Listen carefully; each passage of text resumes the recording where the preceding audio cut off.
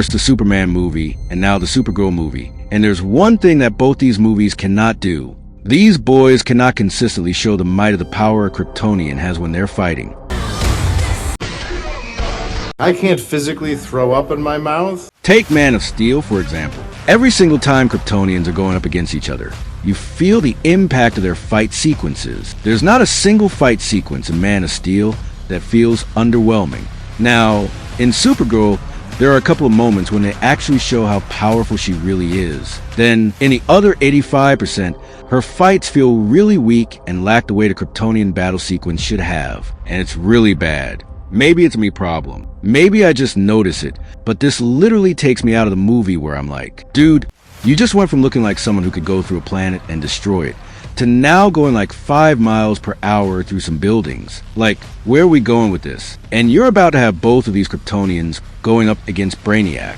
I mean, dude, I'm gonna need a little bit more than whatever bullshit you're throwing at me right now. And the sad part is, considering the standard is James Gunn, since he's the boss and also the guy that did Superman, I'm not expecting Kryptonian stuff to get better anytime soon. And then there's the whole green and yellow solar system thing. Now, I know this is comic accurate. I know the idea of different colored stars affecting Kryptonians has existed in the comics for a long time. But here's the thing. Just because something is comic accurate doesn't automatically mean it's a good idea to put into a movie. Not every comic book idea needs to be translated directly onto the big screen. Because when you have a yellow sun that gives Kryptonians their ridiculous powers, and then you introduce a green, or whatever kind of solar system where the sun basically displays kryptonite-like properties and weakens Supergirl, it can feel less like a natural part of the world, and more like a convenient way to nerf the character whenever the story needs her to be weaker.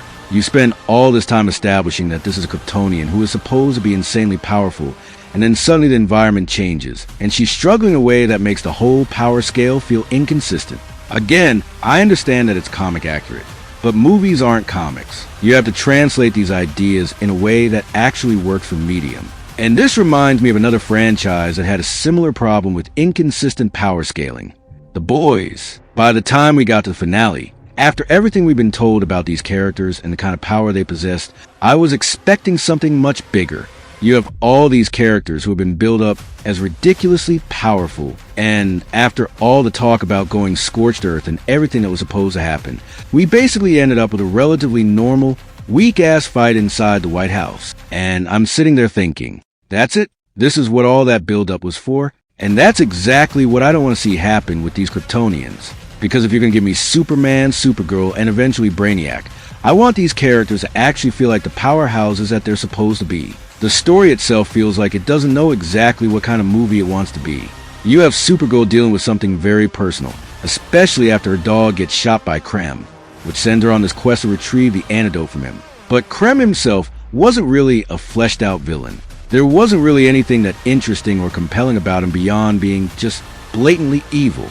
I don't need every single punch to destroy a city.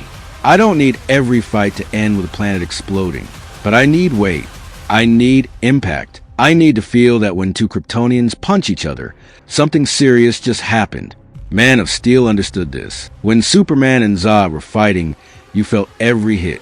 You felt the speed. You felt the destruction. You felt like these two beings were operating on a completely different level from everyone around them.